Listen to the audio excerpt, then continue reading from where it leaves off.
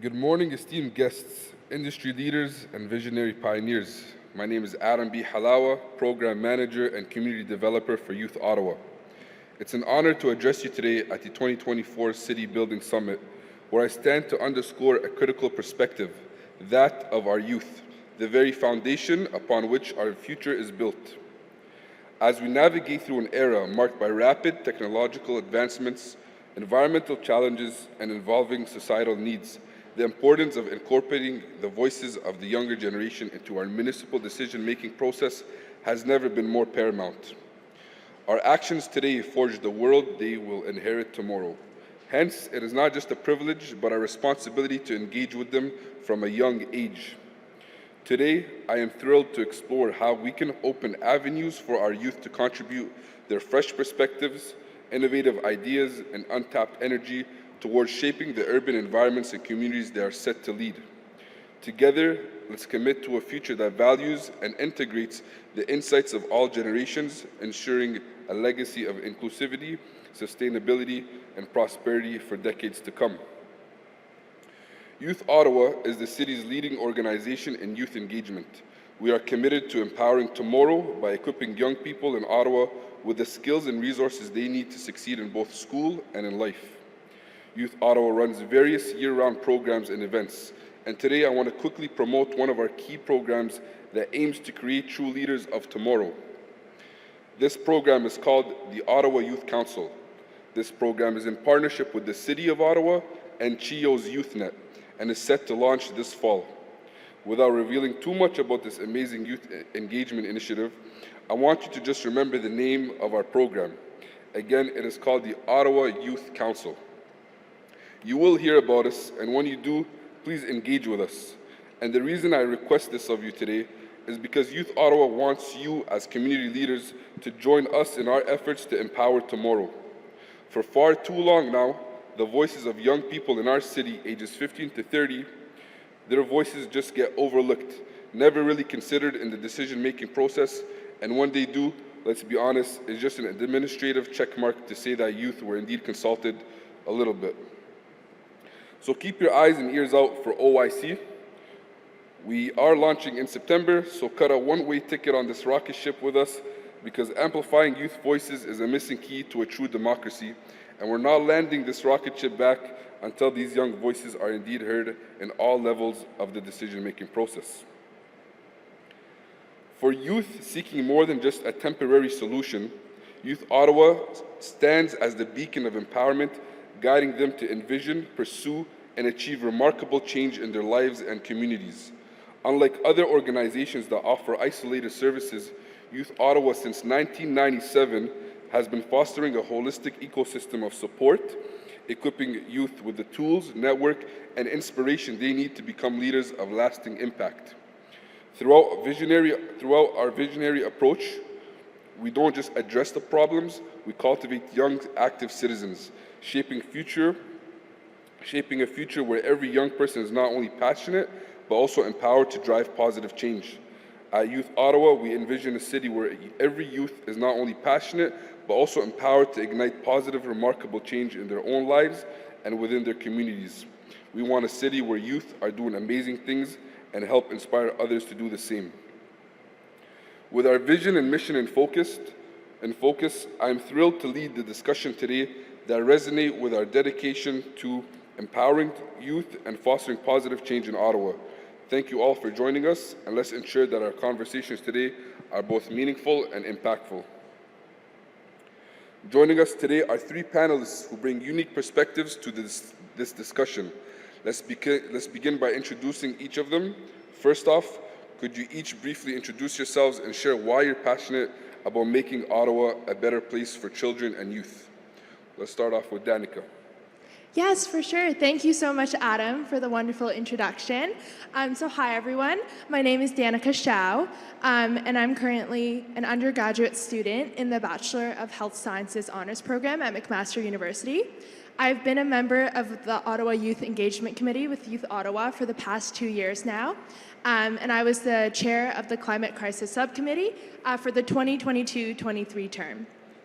I'm incredibly passionate about making and creating cities that are youth and child friendly because I believe that by investing in the needs of youth, we are investing in the future and the creation of more inclusive, sustainable, innovative, and resilient cities. Thank you. Thank you. Maria. Hello, good morning. Buenos dias. My name is Maria Paula. I am from Colombia, and I'm studying international business management. Right now, I am working at Incubator 13. It's a community-based social innovation hub, and I've been in OYC for about 1.5 years, I think. I've been here in Ottawa for 2 years.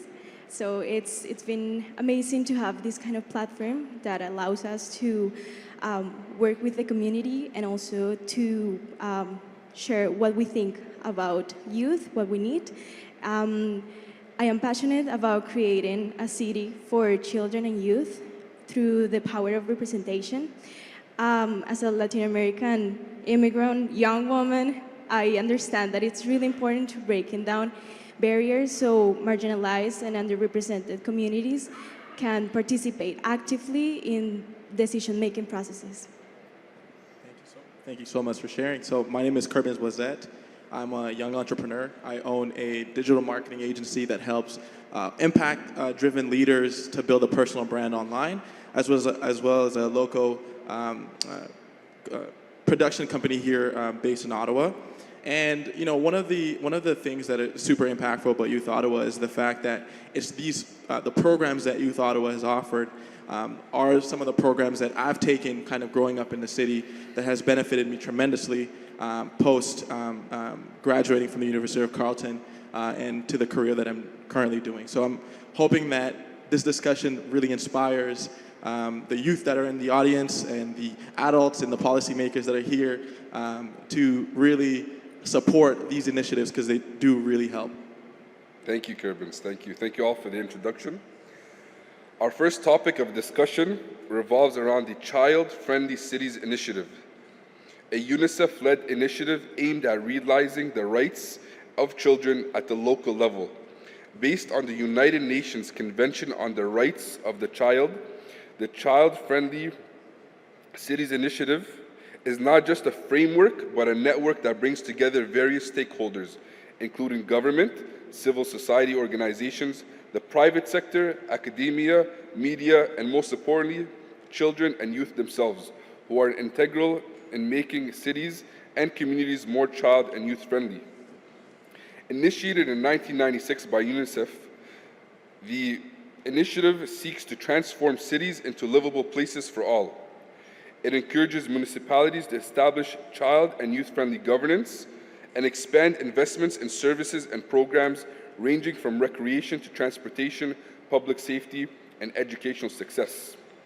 However, despite the global momentum of this initiative, in Ottawa here, we've unfortunately struggled to gain traction towards achieving this important designation.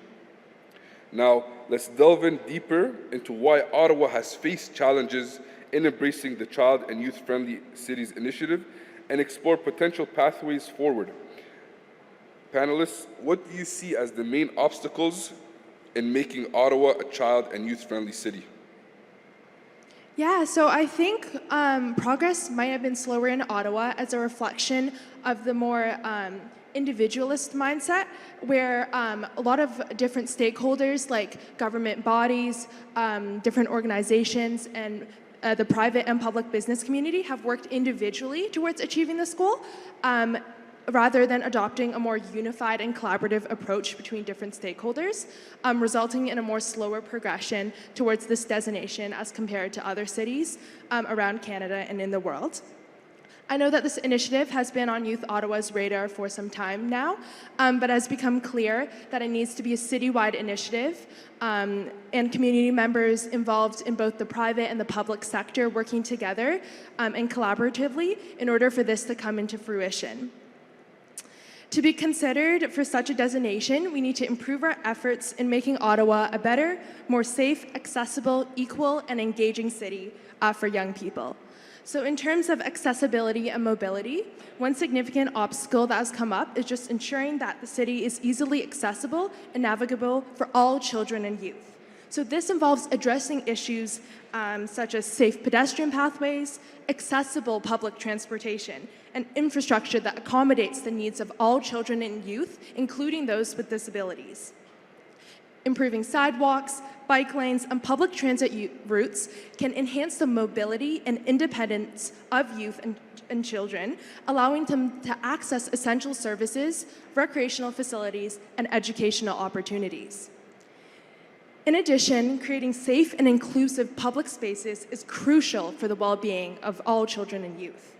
This includes parks, playgrounds, community centers, and recreational areas where young people can socialize and engage in diverse recreational activities. However, inadequate lighting, lack of maintenance, and concerns about safety can deter some families from using these spaces to their full potential. Hence, addressing issues such as crime prevention, improving lighting, and promoting an inclusive design in these spaces can make public spaces more welcoming and enjoyable for all children and youth in the city.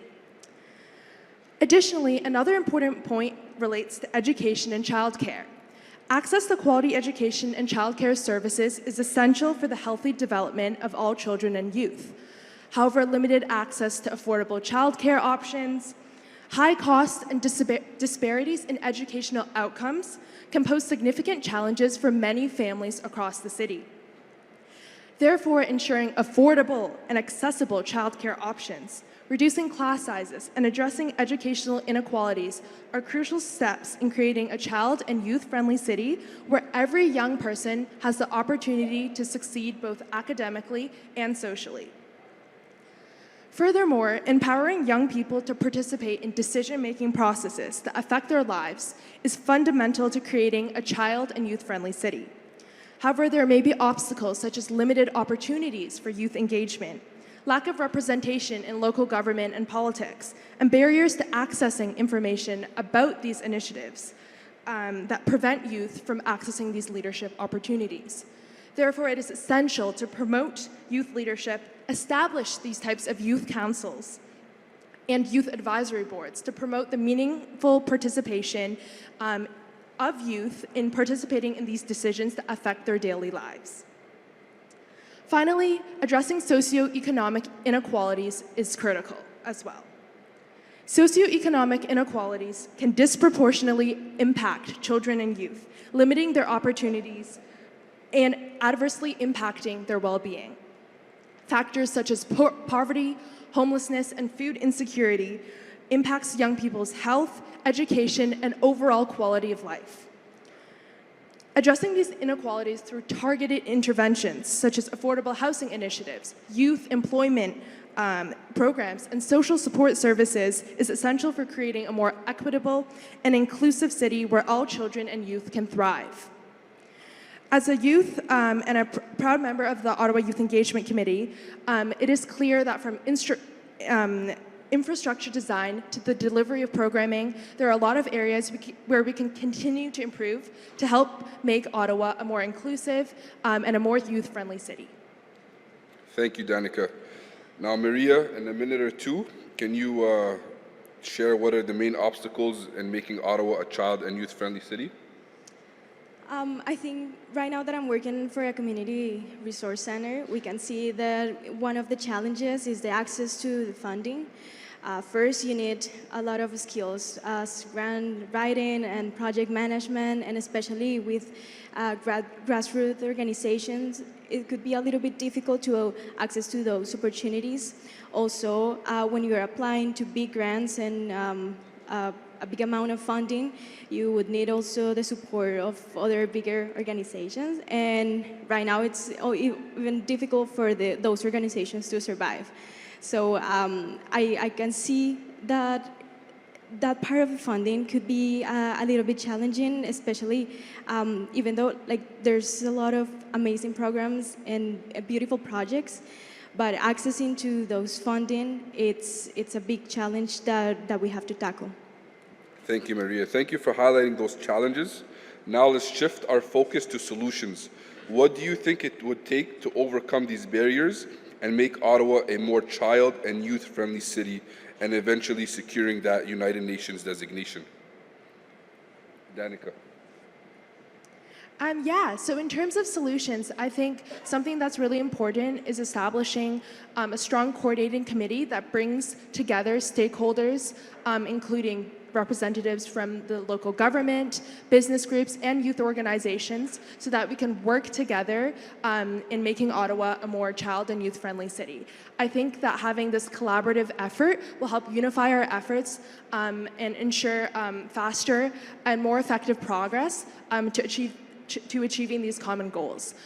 So I think in terms of kind of the problems that we outlined previously, I think in terms of solutions, in terms of accessibility and mobility, this looks like improving pedestrian infrastructure, and also looking at inclusive design when it comes to our public spaces, our playgrounds, even our public transport, and public buildings, to make sure these are accessible for all children and youth, and so that we can leverage this existing infrastructure and use it to its best potential, creating these innovative hubs to promote youth creativity and engagement and foster innovation in these spaces.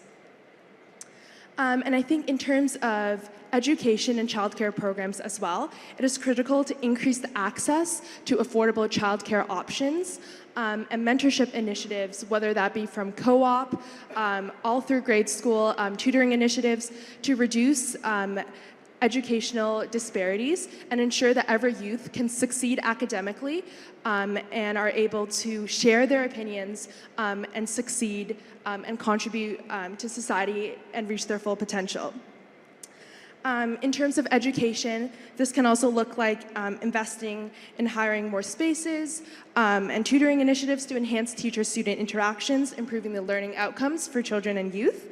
And in terms of youth engagement and participation, establishing more of these youth councils, youth advisory boards in businesses and in local government, so that youth can be motivated and empowered to participate more in civic issues and share their voices and increase the number of perspectives and the diversity of voices heard.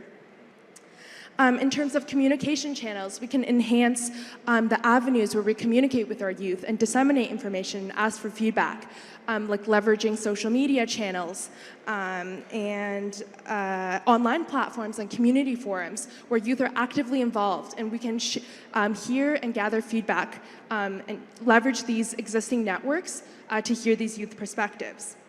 And in terms of addressing socioeconomic inequalities and mental health, which has been a key theme throughout today, and looking at providing more affordable housing initiatives and rent subsidy programs, especially for children and youth, to ensure that every young person has a stable and secure place to live, which is a fundamental need before they can access these opportunities as well. Looking at expanding youth employment opportunities, whether that be through the summer or during school as well, creating job training opportunities where youth can learn how to create their resumes, network, participate in professional conferences, and engage with businesses in this manner. For young people, especially from disadvantaged backgrounds, marginalized populations, so that they can gain valuable skills and work experience. And finally, looking at additionally strengthening social support services, increasing funding for these areas, such as counseling, mental health resources, and youth outreach programs through schools, through community initiatives, to reduce the stigma and facilitate youth being able to seek help to support both their physical and mental health. Implementing these solutions at the base, just prioritizing the needs and well-being of children and youth. I strongly believe that Ottawa can continue and can overcome these obstacles to becoming a more child and youth-friendly city and creating a brighter future for everyone through these initiatives as well. Thank you very much, Danica. On to you, Kerbins. Yeah, so like Danica mentioned, by involving youth, by creating and providing these meaningful opportunities for youth engagement, we not only leverage and tap into their creativity, but their energy as well too. And we ensure that our initiatives are truly representative of what youth aspire, their aspirations as well as their needs. So this means like creating platforms where they can contribute their ideas, voice their concerns, co-create solutions alongside policymakers and community leaders. Moreover, when we inspire youth as leaders, this really fosters a sense of ownership and responsibility, and among them. And when they see that their ideas are being taken seriously and implemented, it instills a sense of pride and a motivation to continue doing the good work that they're doing in the community. So furthermore, involving youth in leadership roles helps to bridge the gap between generations and fosters this intergenerational discussion and understanding. It's really about creating a culture where young people feel respected, feel valued, and that they're included in the decision-making processes that really impact their lives. So in essence, empowering youth as leaders it's not just a symbolic gesture, but a strategic imperative. And I truly believe that, together we can build a city that is vibrant, inclusive, and a friendly city, youth-friendly city. Thank you, Kirbis. Thank you.